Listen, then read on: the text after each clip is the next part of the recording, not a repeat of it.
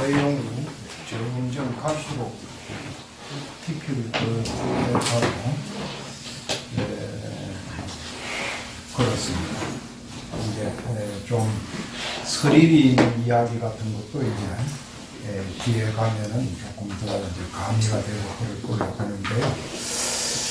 근데 거기에 앞서서 이제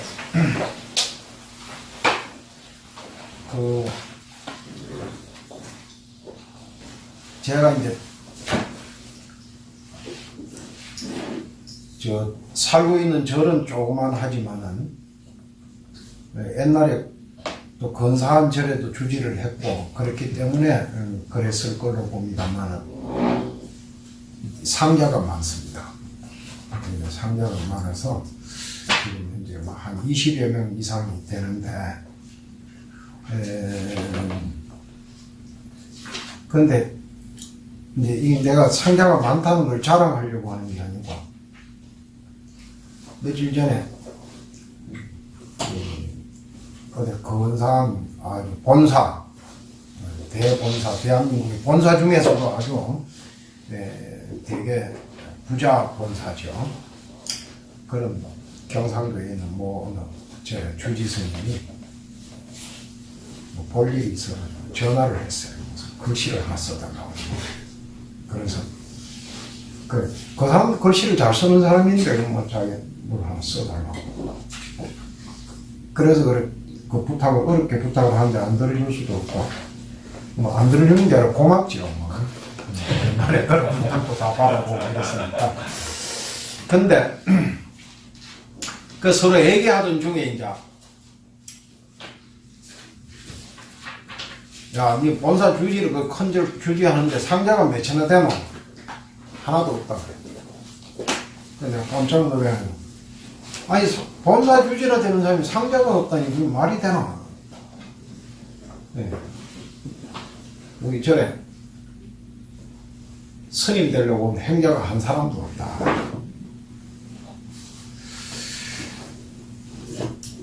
근데 깜짝 놀랐어요. 익히 이제 피상적으로는 좀 알고 있죠. 현재 대한불교 조계종이 1년에 이제 스님 되는 사람이 불과 이제 한 10년, 20년 전만 하더라도 한 500~600명 이상 스님이 됐습니다. 많이 될 때 한 1000여 명씩 될 때도 있었고, 그렇게 스님이, 많은 숫자가 스님이 돼도 또 이 성녀 통계상으로는 한 2만 명 내지 그 정도, 한 3만 명 이렇게 이제 잡히는 건데, 왜 그러냐 하면 스님이 됐다고 해서 그 사람이 계속 스님을 하는 것이 아니고 중간에 또 성교 생활을 포기하고 집으로 돌아가기도 하고 또 스님들이 나이가 들어서 죽는 사람도 생기고 이렇게 하니까 이제 그렇게 바란스를 맞추는 거죠.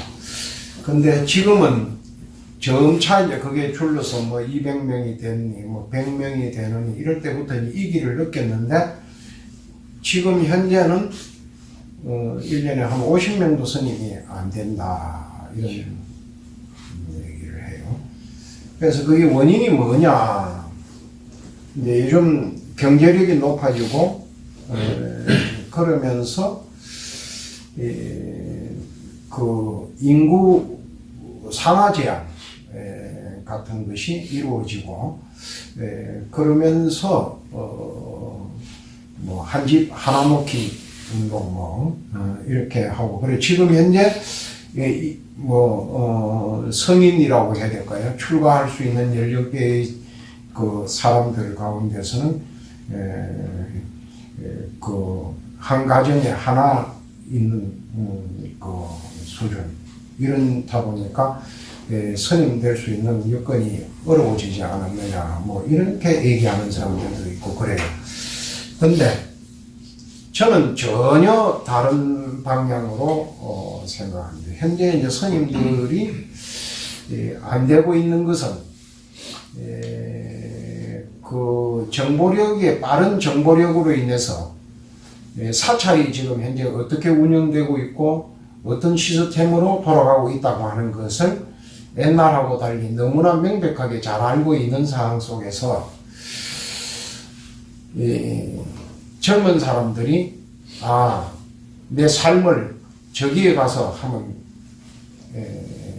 내가 진리를 탐구하고 투영을 하고 도를 닦아보겠다 할 만한 그런 곳인가를 딱 명경알처럼 다 들이다 보인단 말이죠.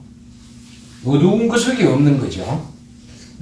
그런데 스님들이 그 사람들을 불러들일 수 있는 그런 시스템을 갖추고 있고 그런 환경을 만들고 있느냐? 전혀 아니다. 사람들이 이제 보면 스님들이 돌을 안 닦고 혼이나 밝히고 무슨 소문 나는 거 보면 그게 무슨 비리 저지른 거 총무 원장이 뭘 어떻게 했다 무엇을 어떻게 했다 이런 것만 자꾸 언론에 노출되니까 저거는 비도덕적인 집단이다. 저게 가가지고 무슨 공부를 돌을 닦을 수 있겠나 이런 생각이 드는 거죠. 그래서 오히려 조계종이 아닌 다른 태고종이나 이런 데는 몇백 명씩 지금 현재 스님이 되고 있다 그래요. 그래 조계종만 현재 그렇게 스님이 안 되고 있다. 이런 통계인데요. 왜 이걸 서두에 제가 까느냐 하면은 현재 우리가 3만 불 시대입니다. 먹고 살만한 사회가 된 거예요. 그러면 현재 이렇게 경제력이 발달된 사회 속에서 모든 사람들이 다 직업을 가져야 되고 실업자는 하나도 없어야 되고 그런 사회를 추구하는 것은 별로 좋은 사회가 아니에요. 좋은 사회가. 그럼 좋은 사회라고 하는 것은 어떠냐면 유유인력 다른 걸로 하면 눈팬이라고 해야 될까? 놀고 먹는 사람이 많아야 됩니다. 이렇게 하면 스님이 좀 거성한 게 저런 게 그 사회 발전에 전혀 도움이 되지 않는 얘기를 하는 것 같네. 이렇게 생각하기 쉽지만 그렇지 않아요. 그러면 사회가 각박하지를 않아가지고 이 경제력이 발달하고 먹을 것이 풍족하고 이 돈이 많이 넘쳐나는 이런 사회 속에서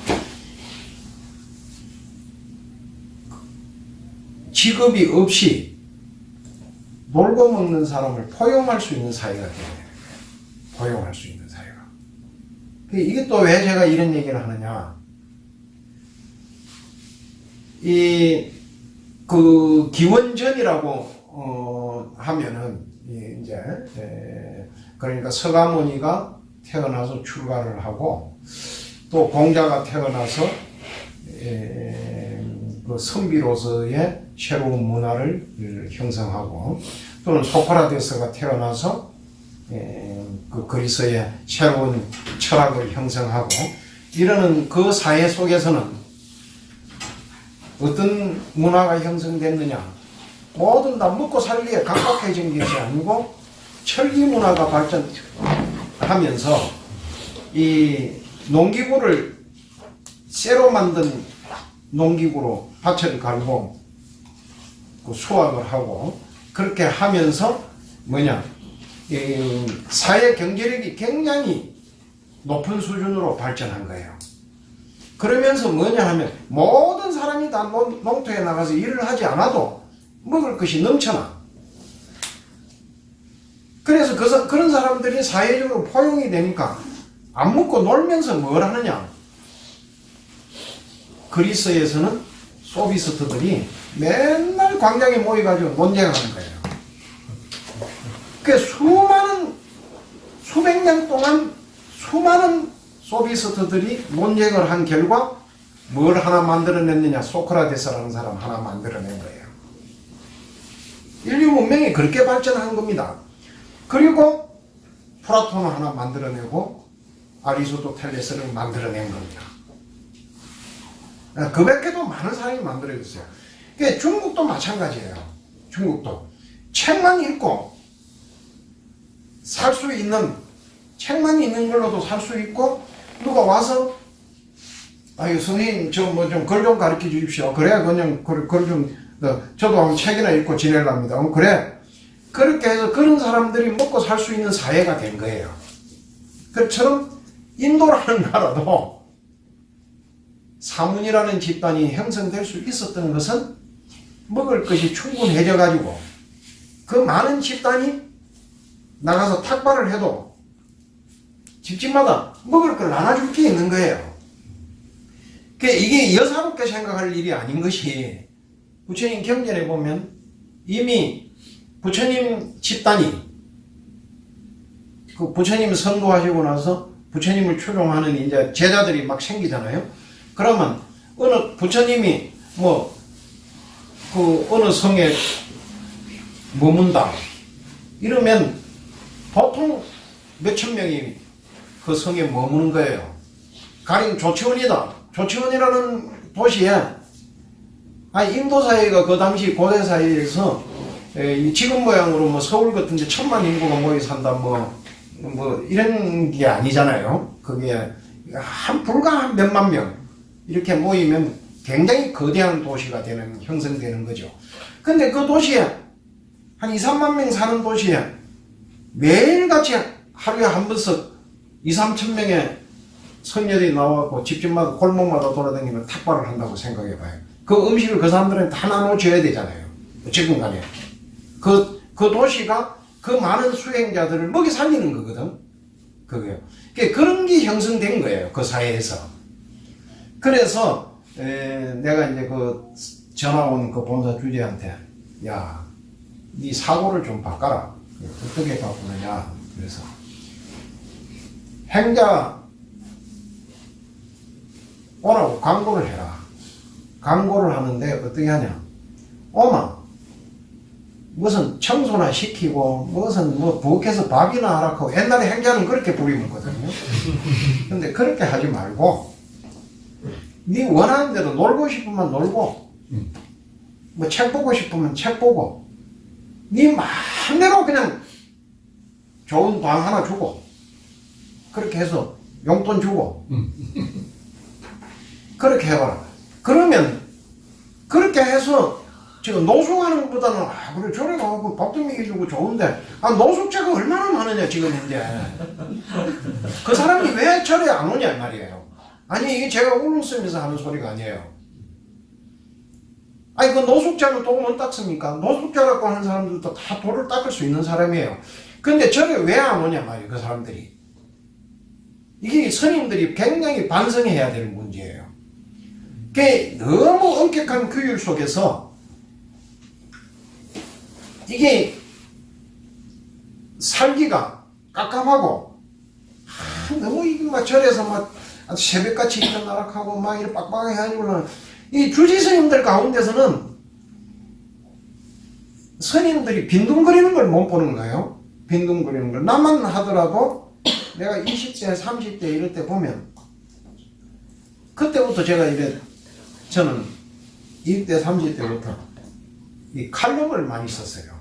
어디 잡지 같은데. 그러니까 나보다 더 많은 칼럼을 쓰는 사람이 없다고 할 정도로 칼럼을 쓰는데 지금은 뭐 그런 걸 전혀 안 하고 있지만 글을 쓰면 방에서 스님 저 원고 청탁해서 하고 방에 글 좀 써야 됩니다. 주의스님이 그 꼴을 못 보는 거예요. 나와서 뭐 풀 뽑아라 뭐 저 밭에 가서 무엇을 해라 뭐 젊은 사람들 그러니까 못 붙어 있죠. 빈둥거리는 시간이 있어야 책도 좀 보고 빈둥거리는 시간이 있어야 무슨 시도 한번 써보고 빈둥거리는 시간이 있어야 뭔가를 글도 한번 써보고 그럴 거 아니에요. 근데 사람들이 그걸 못 보거든. 그러니까 절에서 사람을 수용을 못 하는 거죠. 그러고 돈 나가는 게 아까워가지고. 이것도 좀 다른 차원에서 이런 얘기를 자꾸 너무 길게 하면 안 되는데 차원에서 하나 얘기를 하자면 내가 이제 주의를 하다가 살림을 밑에 이제 젊은 사람들한테 넘겨줬단 말이야. 네 알아서 해봐라. 어디 좀 갔다 오면 식구가 줄어 있어요. 또 어디 갔다 오면 식구가 줄어 있고. 나는 사람이 많이 사는 걸 좋아하는데 왜 이렇게 줄었느냐 한번 내가 정색을 하고 따져 물었어요. 그러니까 스님, 이 젊은 사람이 살림만 정직하고 이렇게 살림을 잘하는 사람이라고 맡기는 사람이 나에게 하는 말이 이래요. 스님, 사람 하나 수용하려면 옛날 같더니 방 하나 줘야지요. 용돈 줘야지요. 그것만 합니까? 그 스님이 전기 쓰지요. 그러니까 사람 하나 수용하면 방 난방비 들어가지, 공과금 더 많이 나오지, 그러고 또 용돈 줘야지, 그 스님이 또 밥 먹지.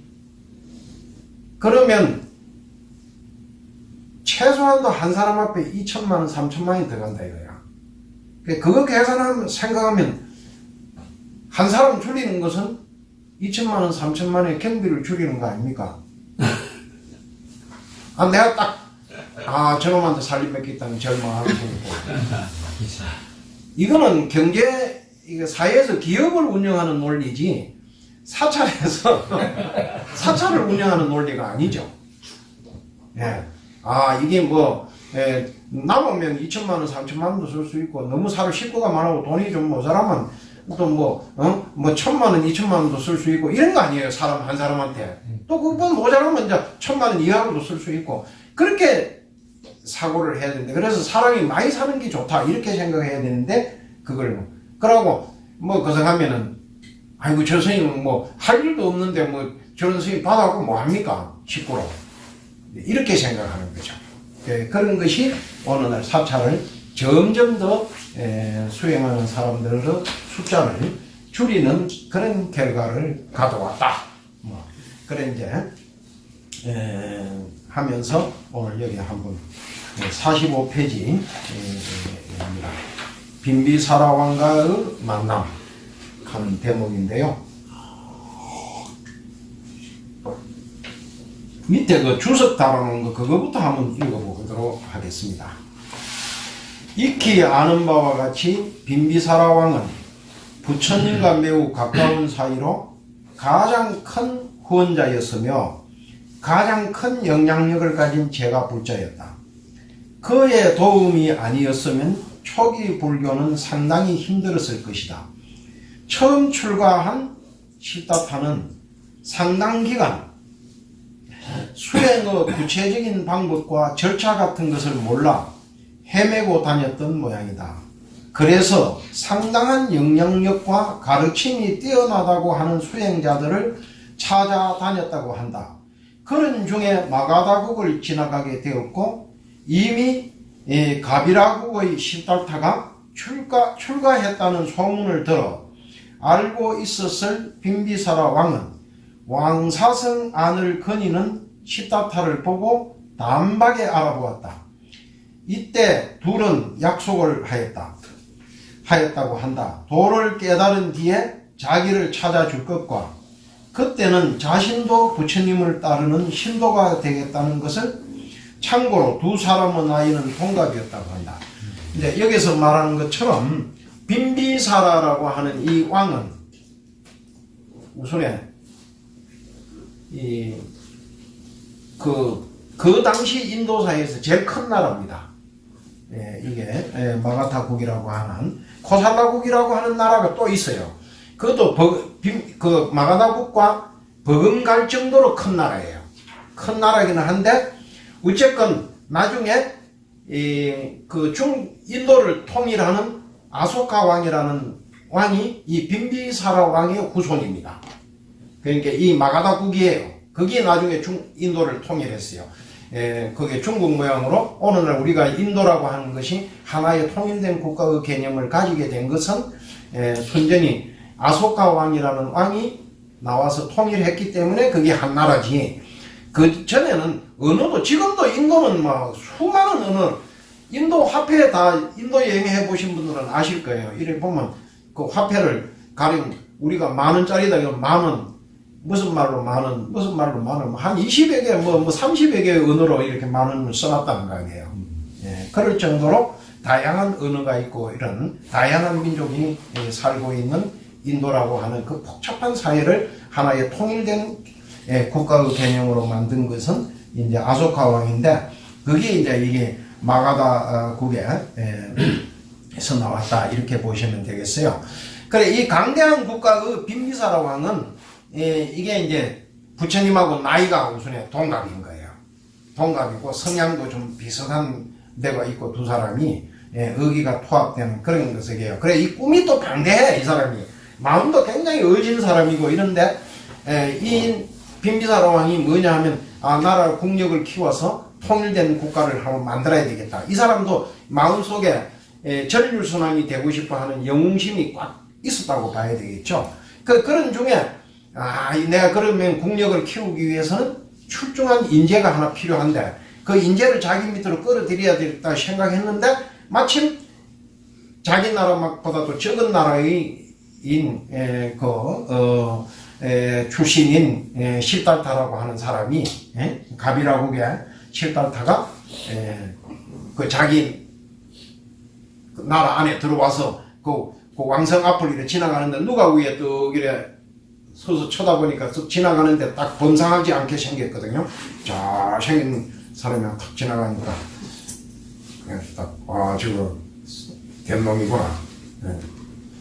아니 그 통하는 사람끼리는 만나면 이렇게 딱 통하는 게 있습니다.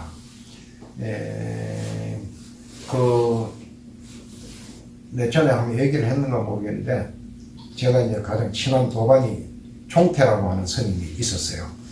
오늘의 인효리 불행은 종태라는 그 도반을 만난 것에서부터 시작되었다고 할 수도 있고 그 도반이 일찍 죽어버리는 바람에 이게 그 불행이 시작됐다 이렇게 볼 수도 있는데요.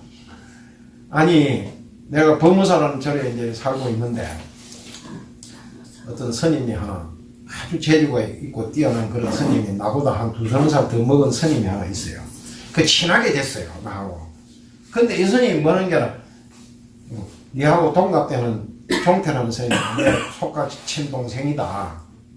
그 자기는 출가한 동기가 그 자기 동생이 절에 출가해 스님대로 와 있어서 그걸 데리러 와라 그래서 그 데리러 왔다가 동생한테 그냥 꼬임에 빠져가지고 그런데 뭐 쏘가지고 스님이 됐나 이러는 거예요. 그러면서 니 앞으로 종태를 만나면 좀 둘이 친한 도반으로 지내봐라 이러더라고.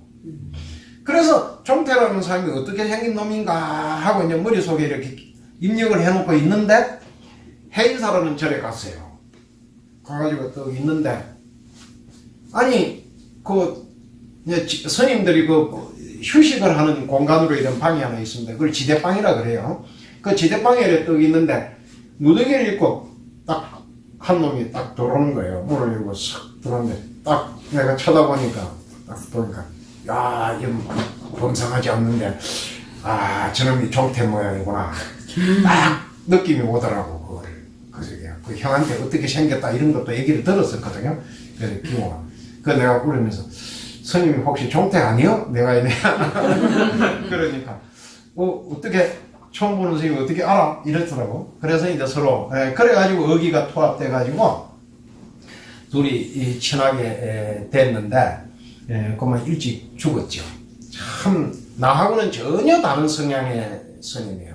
나는 사람 사귀는 걸 별로 잘 안 좋아하고 방 안에 들어앉아서 뭐 이런 책이나 본다든지 그래서 가는 타입이고 이 사람은 발이 얼마나 넓은지 대한민국에 그 사람 모르는 사람이 없어요.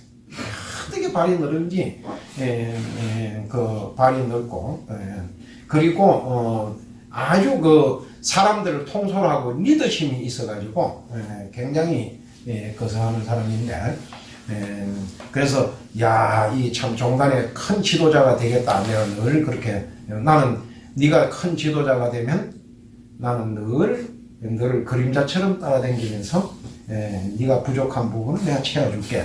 내가 늘 그렇게 얘기하고 그래서 어머 죽어버리니까 가서 뭐 부족한 부분을 채워줄 수 있는 사람이 없어져 버리네. 신세가 아주 초라하게 돼버렸죠. 그렇게 됐는데 실달타와 그 빈비사라가 만났을 때 그런 상황입니다. 그래 이게 이제 원문 이게 그석을 한번 시를 한번 읽어보도록 하겠습니다. 고따마 실달타는 비록 출가하였으나 수행길을 안내할 스승도 없고 아직은 올바른 방법에 대해서도 알지 못하여 이리저리 여러 수행자들을 만나고 다녔는데 처음에 출가해서 많이 헤맸어요. 그렇지 않겠어요? 뭐 처음 가는 길이니까. 예. 우리 같은 경우는 경전을 보고 부처님이 이렇게 하라고 하면 이렇게 하고 저렇게 하라고 하면 저는 시킨 대로 하면 되지만은 부처님 같은 경우는 이제 그렇지를 못하죠. 처음 당신이 처음 가는 길로 개척하는 거니까. 그러니까 어떤 이는 하루 종일 땡볕 아래 서 있고 또 어떤 이는 가시 위에 누워 있고 또 어떤 이는 맨발로 숯불 위를 걸어 다니고 또 어떤 이는 발가벗고 거리를 돌아다녔다. 그들 역시 알고 보면 스승을 못 찾아 생고생을 하고 있었다. 인도라는 나라는요, 가보시면, 이제 기회가 되면 이런 거 한번 이렇게 얘기를 들었을 때 안 가보신 분들도 기회가 있으면 한번 가보세요. 비행기는 거기까지 가는데 먼 나라니까, 가는데 비행기 값은 좀 들어가지만, 체류비는 뭐, 싸게 댕길 수 있는, 그것을 찾으면 아주 얼마 안 들어갑니다. 저도 인도에 이제 한 서너 번 갔다 왔는데, 비싼 돈을 지불하고 다닌 여행도 있었고, 또 아주 싸구려 여행으로 한번 다닌 것도 있습니다. 그게 참 재미있어요. 근데 부처님 당시에나 지금이나 별반 달라진 게 없다. 자동차도 다니고 비행기를 타고 가고 그렇게 하지만 또 제 시골 같은 데 가보면 전혀 그냥 부처님 당시하고 똑같은 모습으로 사는 사람들이 있어요. 내 가슴이 참 좀 아프더라고. 그게요. 어떤 걸 봤느냐 하면 그 인도에 이제 버스가 다니는 길 옆에 이런데 시골 농사 짓는 분들은 옛날 농사 짓는 분들 알 거예요. 옛날에 덜에다가 재를 화목으로 이제 나무 불을 떼면은 부엌에 재가 많이 나오잖아요. 그럼 그걸 이제 이래 화장실 그런 게 요즘 변소죠. 거기에다 갖다 이렇게 해서 거름하고 섞기도 하지만 그것만 따로 이렇게 떠다가 한 군데 모아놓는 수가 있거든. 그러면 그게 날아가지 못하도록 하기 위해서 그 위에다가 이렇게 집을 이런 말뚝을 박고 위에 그 가마떼기 같은 걸로 이래 해서 덮어 놓습니다. 천막을 쳐 놓습니다. 그런 집이 이래 쭉 있어. 그래서 저기 여기 사람들 나무 불을 떼갖고 저는 재를 저렇게 모아놓는 집을 저렇게 농사 지으려고 저렇게 많이 해놨는 것 같다 이렇게 했는데 나중에 가까이 가서 보니까 그게 사람 사는 집이에요. 예. 그럼 안에 내부를 들여다보면요, 흙바닥에 무슨 이런 다른 게 뭐 온돌방도 있고 뭐 그런 게 그 맨바닥에 그냥 이래 해갖고 사람들이 하도 고개만 가서 앉고 이래가지고 반들반들해졌어 땅이. 그래가지고 그런데 그렇게 살고 있는 것을 볼 수 있더라고요. 그런 거니까 고행수도 하는 사람 지금도 막 불 위에서 뭐 이렇게 우리나라도 촬영하는 사람들이 옛날 요즘은 그런 게 없는데 길거리에 뭐 약장사 하는 사람들 뭐 보면 병 같은 거 깨놓고 그 위에 들어놓고 뭐 그 가슴팍 위에다가 뭐 돌을 갖다 놓고 거기다 망치 이렇게 하면 그 돌이 쭉쭉 갈라지도 그 사람 아무 일이 없고 이렇잖아요. 뭐 이렇게 그 공사판에 있는 철근을 이렇게 갖다 놓고 여기 목에다 대고 이렇게 쫙 밀면 막 이렇게 쭉 휘어지고 그런 우리 어릴 때는 요즘은 그런 거 보기가 어려운데 우리 어릴 때는 학교까지 찾아와서 공연을 하고 가고 그러더라고. 그렇게 하는데 인도에 가면 그런 거 수행하는 사람이 많아요. 지금도. 그래 이제 그런 걸 통해서 수행하는 그런 고행수도 이런 걸 무수히 봤는데 얘기가 나왔으니까 어느 날도 이 부처님이 이미 고행수도로는 몸을 괴롭히고 학대하는 것으로는 수행의 깨달음의 경지에 들어갈 수 없다. 이 결론이 난 겁니다. 그런데 어느 날까지도 고행에 대해서 미련을 못 버리는 사람들이 많아요. 여기는 그동안에 내가 계속 꾸준히 얘기를 해왔던 바고 그래서 잘 그것을 하니까 뭐 걸르지 않고 내가 바로 직설로 얘기한다면 이런 거예요. 막 절을 뭐 성철 스님이나 이런 분들이 하는 게 모순의 함정에 빠진, 논리의 함정에 그 빠진 것이 뭐 절을 막 3,000배, 4,000배를 하고 막 이렇게 뭐 그 사람 좋다. 절하는 게 저도 늘 이 다리 건강에 절보다 좋은 게 없습니다. 그래서 사람들이 나는 아무 운동도 안 하고 저 선생님은 맨날 방에 있는 운동도 안 하고 그러는 게 아무도 안 볼 때 내가 보통에 사무실 가서 나는 늘 절을 합니다. 제가 절을 해서 다리가 튼튼해요. 예. 그 어릴 때부터 이 청담 스님 문화에서 내가 행자 생활을 했기 때문에 그때 스님이 약속을 하라고. 이 스님 되면 평생 절을 열심히 하는 걸 맹세할 수 있나? 예, 열심히 하겠습니다. 그 스님이 하시라고 한 것만큼 열심히 하지는 않지만 절을 하죠. 그런데 그렇지 않아 하루에 막 일정 기간 주고 뭐 한 번쯤 그런 수행을 해보는 것도 괜찮지만 마침 그것이 수행의 다인 것처럼 막 몇만 배석을 했다고 생각하고 뭐 막 어쩌고 이런 거는 좀 무리가 있어요. 그런 게 너무 그런 것으로 수행의 목적을 삼아서 안 된다. 막 잠을 못 자게 하고 성철 스님은 잠을 자꾸 못 자게 하거든요. 그 몽중일인데 몽중일이면 꿈 가운데서도 일어로 공부가 되면 잠을 자라게 해야 되지. 아니 그런 거 아니에요. 오매일려고. 오매라는 게 뭐입니까? 오매라는 말이 한문에 오매라는 말이 잠잔다는 소리예요. 잠을 오매라 그러네. 그리고 잠자는 가운데서도 일어다. 매라고 잠잘 매자라고 하는 매자가 있어요. 그 혈자 밑에 이렇게 쓰는 글자인데, 근데 그러면 아니 잠자면서도 일어로 공부가 순탄하게 되면 그건 뭐 애터지게 잠도 안 자고 뭐 할 게 뭐 있노? 잠자는 것도 순일하게 딱 한 경계를 이루는데 그럼 잠자라 이래야 될 거 아니에요? 그런 게 매우 모순성을 가지는 건데, 이 왜 우리가 고행에 자꾸 빠지느냐 하면은 몸을 괴롭히면 어떤 게 있냐 하면 그걸 통해서 내가 뭔가를 한 것 같은, 성취한 것 같은 도취에 빠져요. 그래서 그걸 자꾸 하려고 하는 거야. 이게요. 예. 그래가지고 어디 무슨 가면은 뭐 템플스테이 요즘 그거 하는데 템플스테이도 어떤 게 그 템플스테이 하는 스님들 그 얘기를 들어보면 그래요. 막 힘들게 뺑뺑이를 돌리면 나중에 갈 때 잘했다 하고 간다는 거야. 보람차게. 네. 그러고 그렇지 않고 뭐 이렇게 편안하게 좀 느슨하게 차분하게 마음을 좀 가라앉히고 좋은 곳에 왔으니까 좀 자유 시간을 많이 주면서 숲속에 좀 나가서 앉아 있어 봐라. 숲속에 있으면서 이 바람이 살랑거리는 걸 느끼고 또 저게 새들의 울음소리에 한번 귀를 기울여 보고 풀벌레 소리가 들리고 바람에 살랑거리는 바람에 그 나무 이파리가 살랑거리는 그런 것을 귀를 기울여서 한번 느끼보고 이런 게 좋은 거거든. 그런 걸 하는 시간을 가져봐라. 이렇게 하면 사람들이 그래 마음이 섬세하지를 못하고 그런 걸 잘 못 느끼는 거야. 그저 백담사에서도 뭐 보면은 템플스테이를 그렇게 열심히 해서 하고 샀는데 그런 걸 몸끄석이에요. 그게 뭐 법문하는 시간에 내가 한번 그런 거 얘기를 해주면은 나는 그렇게 하는데 그걸 시키는 사람들은 다른 방향으로 시키거든. 그러니까 음불안서가 돼버리고 그러더라고요.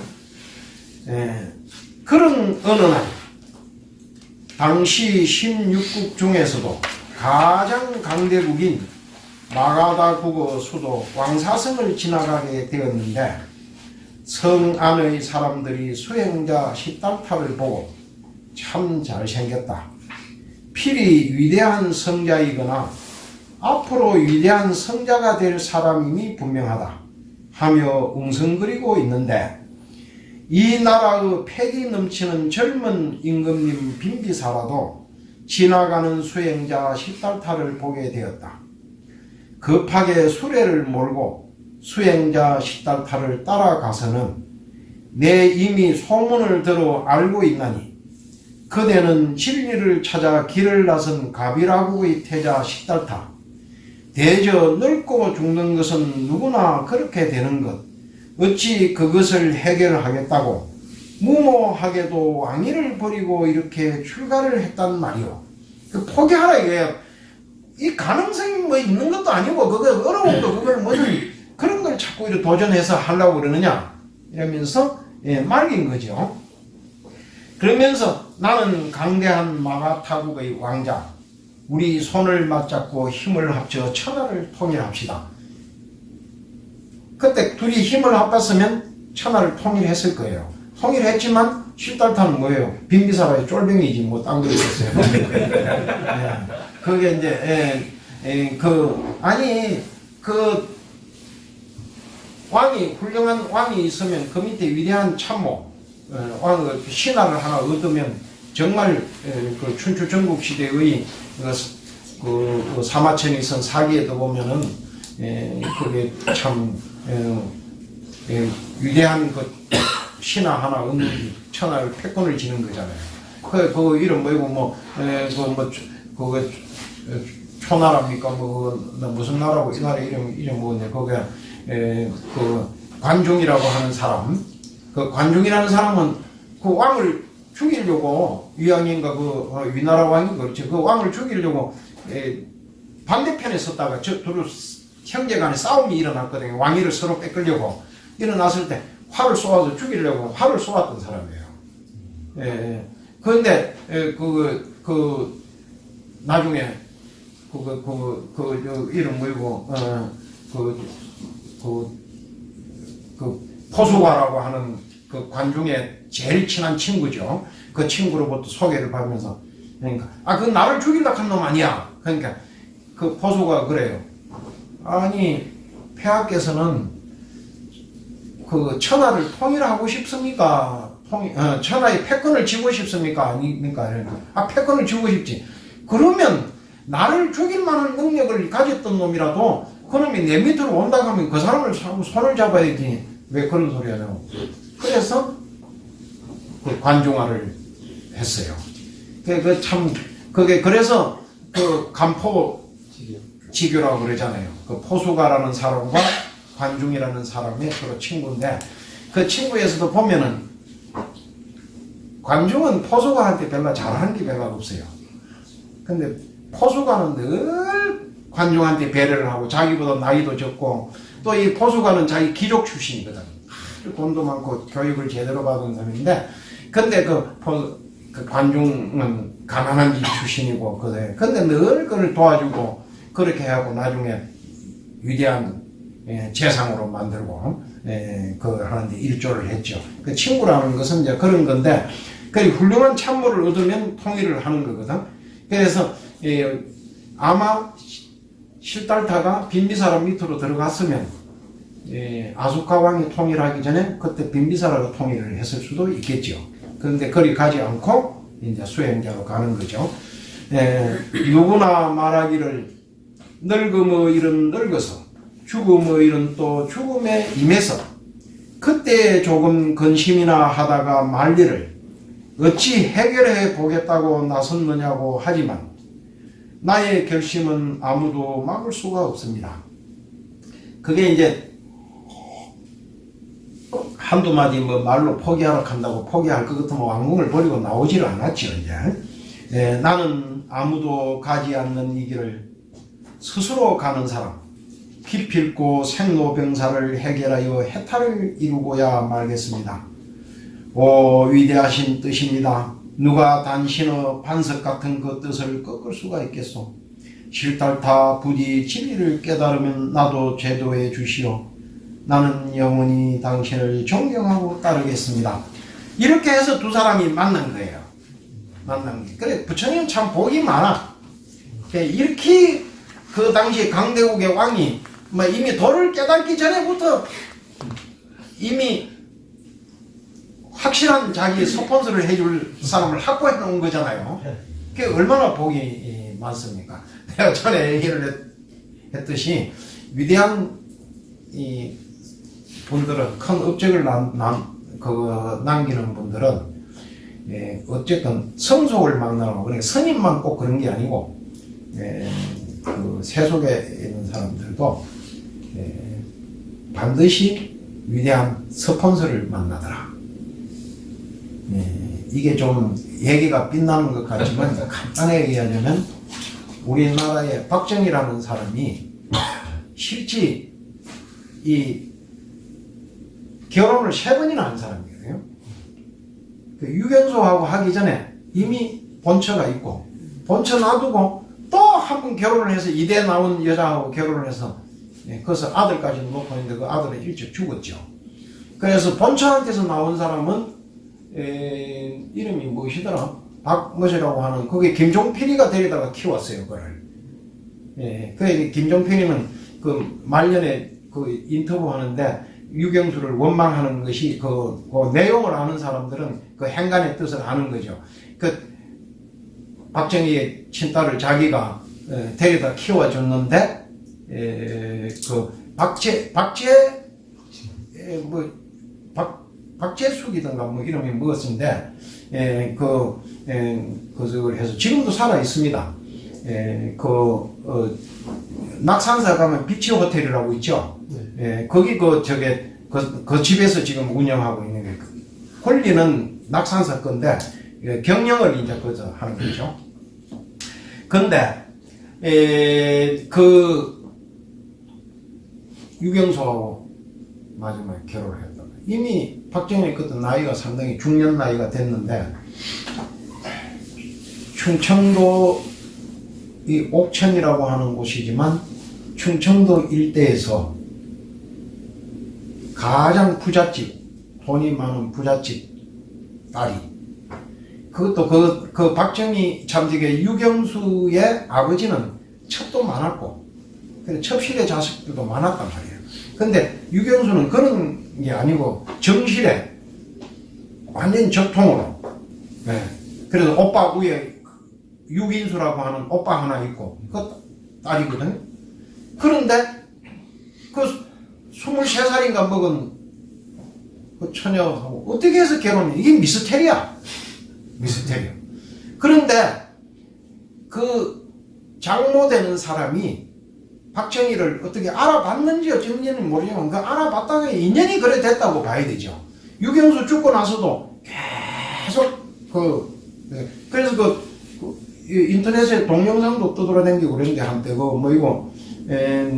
그 자기 장모 유경수의 친정 어머니죠. 어머니 말년에 생일잔치 하는데 박정희가 가갖고 그래도 그 독재 권력자 그 당시 막강한 권력자임에도 불구하고 장모 앞에서는 그 사이에 불과한 거야. 쑥스러움을 타면서 노래 부르라 하니까 그 마이크 잡고 무슨 동백아가씨를 부르는지 무엇을 부르는 노래도 부르고 그런 장면이 있어요. 그 동영상이 있는데 그 쉽게 말하면 가난한 집 출신의 그 속으로 군대에서 이미 한번 퇴출되고 사형언도까지 받고 퇴출됐던 박정희가 재기하고 그럴 수 있는 데에 그런 충분한 스폰서 재정적 지원을 할 수 있었던 것은 유경수와의 결혼이 아니었겠느냐 하는,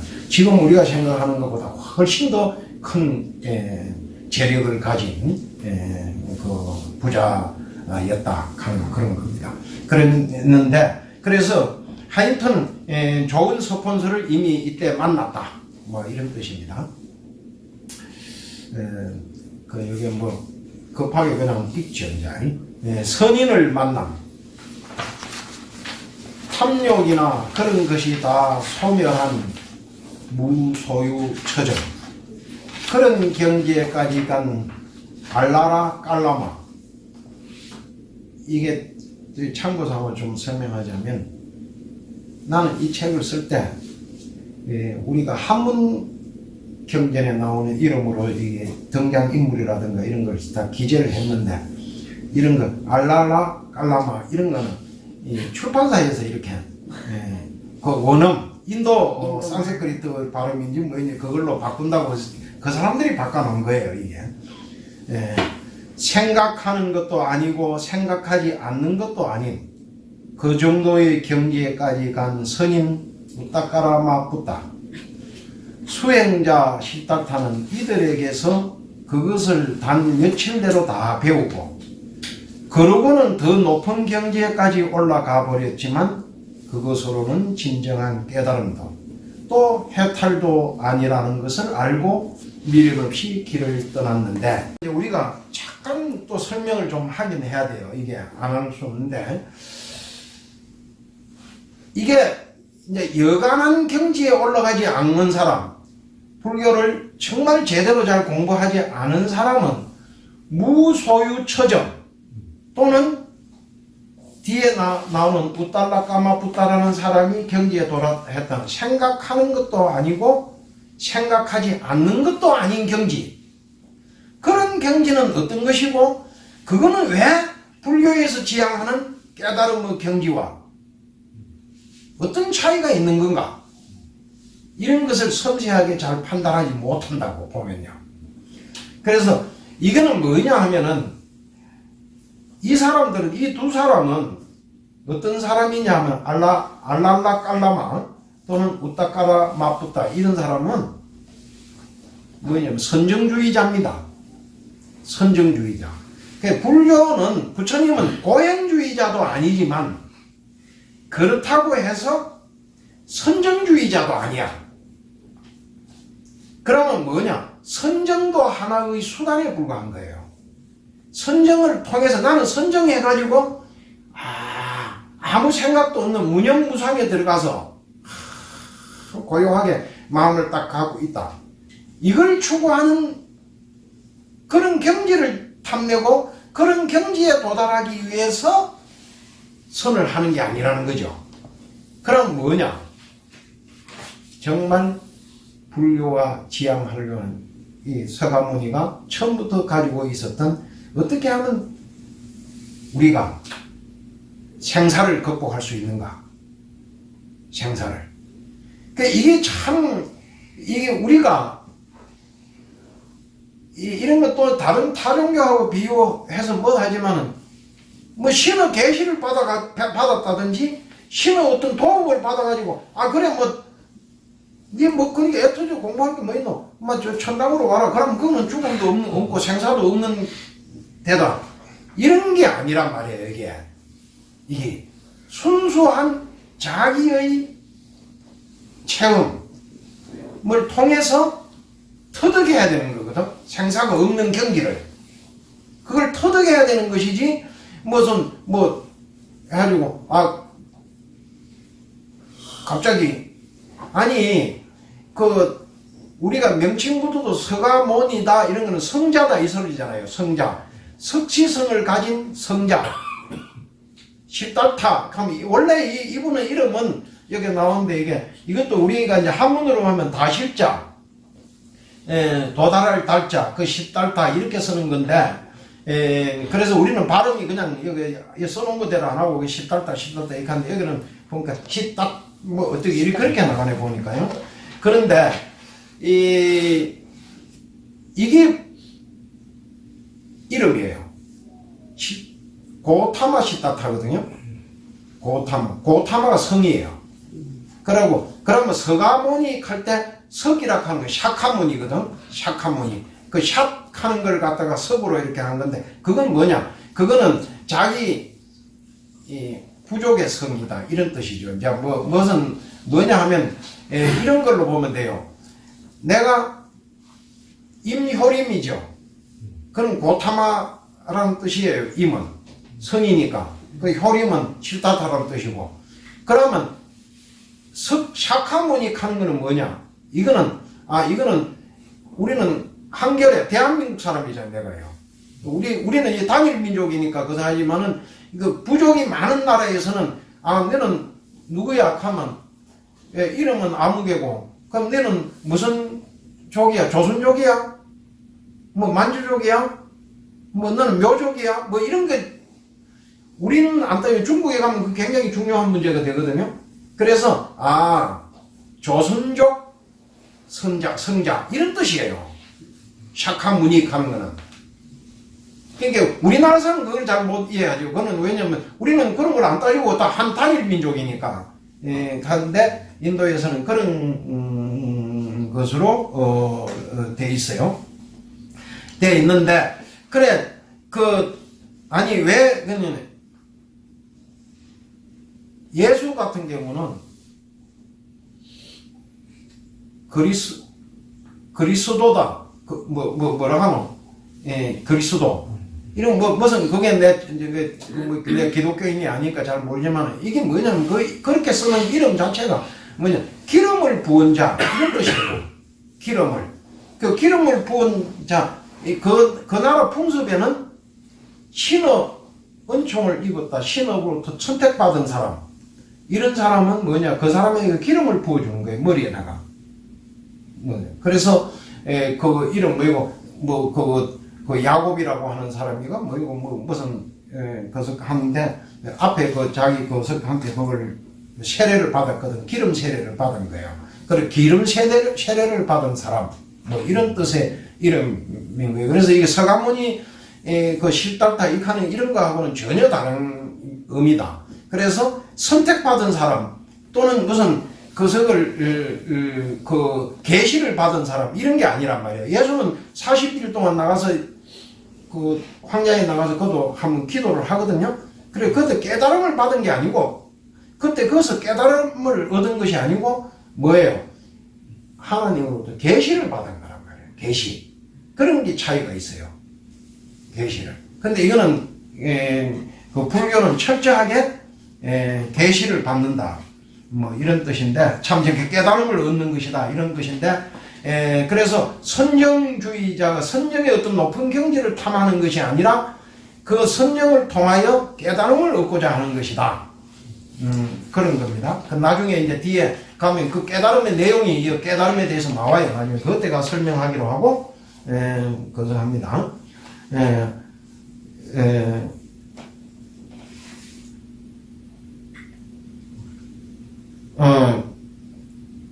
수행자 실달타는 이들에게서 그것을 다 며칠내로 다 배우고 그러고는 더 높은 경지에까지 올라가 버렸지만 그것으로는 진정한 깨달음도 또 해탈도 아니라는 것을 알고 미련 없이 길을 떠났는데 한사코 자 그대는 이제 위대한 성자가 되었습니다.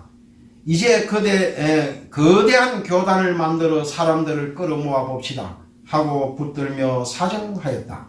옛날이나 지금이나 똑같아요. 막 보면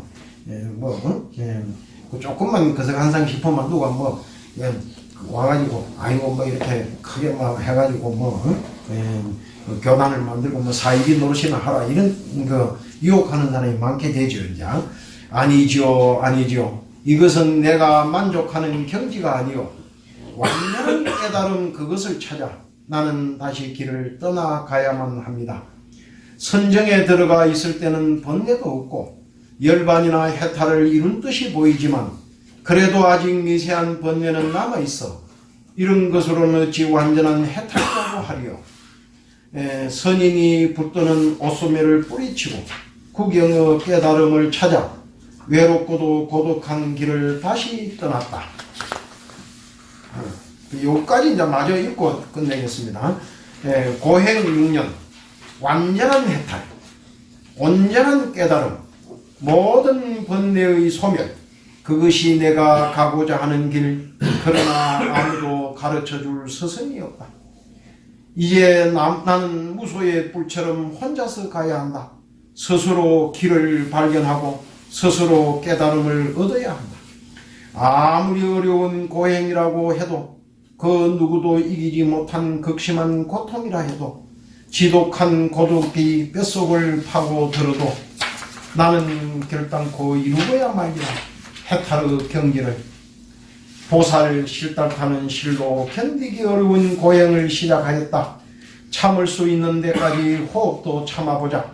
그러니까 이게 그동안 했던 고행하고는 전혀 질이 다른 그래서 자기 내면에서 일으키는 고행을 한번 해보는 거예요. 그냥 호흡을 멈춰보는 고행 뭐 이런 거.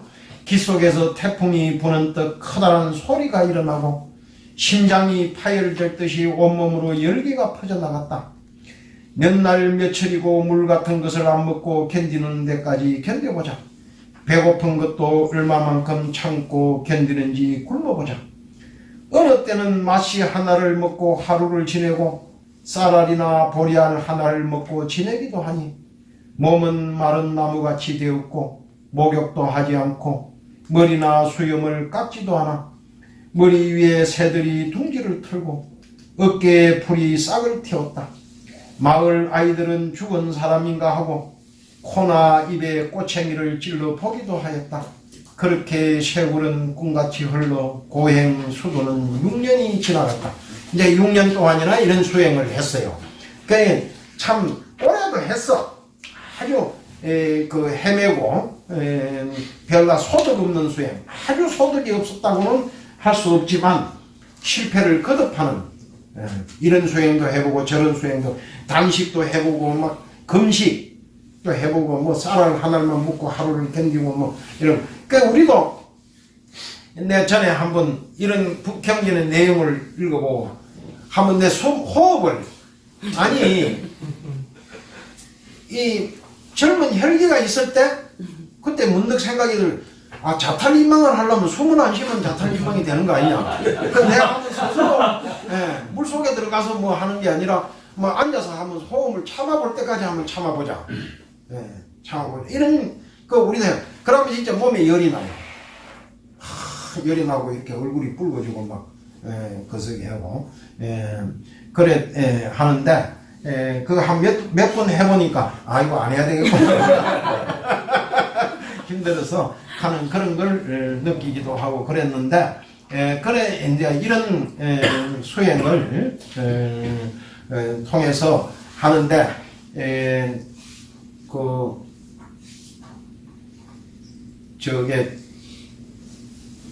나도 전에 누군가 하나 어떤 사람이 하나 선물을 해가지고 그런 불상을 하는 방에 늘 모시고 있고 그랬었는데, 아까 얘기했듯이 수해가 나고 떠내려갈 때 그 불상도 떠내려가 버렸어요.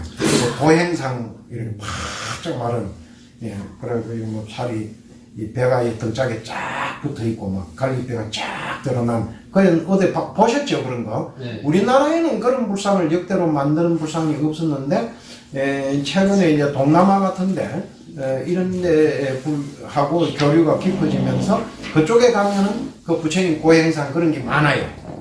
그래서 그런 데서 뭐 사왔는지 누구한테 선물을 받으니 어떤 스님 하나가 전에 하나 갖다 주더라고 나한테. 그래서 근사하고 좋다고, 그 재질도 보니까 상당히 고급스럽고 좋은 쇠로 만든 거예요. 그래서 내가 그걸 잘 가지고 있어야 되겠다. 그만 그걸 확 떠내려가 버렸어요. 참고사항으로 지금도 경원사에 가면 요만한 토굴이 하나 있습니다. 그거는 그때 내가 왜 안 떠내려, 내 방에 그 모시고 있으면 그것도 떠내려갔을 텐데, 그 불상은 마침 다른 데다가 모셔놨던 거예요. 그건 내가 아주 마음에 들어가지고 상당히 몇십 년을 모시고 다니는 불상인데, 경원사에 지금 자선도 하고 그러는 그 방에 있죠. 그 조그마한 요만한 그 재질은 흙으로 된 토굴인데, 그래서 토굴이라서 더욱 내가 좋아하죠. 그 불상을 만드는 재질 가운데 가장 싸구려 재질이 뭐냐? 흙으로 만드는 게 제일 아무래도 그렇지 않겠어요? 그래서 그게 좋다. 아주 고급 막 금으로 만든 거다 뭐 한다든지 무슨 청동으로 만들었다든지 뭐 이러면 그걸 뭐 별로 우리가 차지가 오지도 않겠지만 그런데 그게 좋아서 보관하고 있습니다. 그런데 하여튼 이런 어려운 수행을 6년 동안이나 거듭하셨다. 다음번에는 이제 깨달음에 들어가는 마지막 수행에 대해서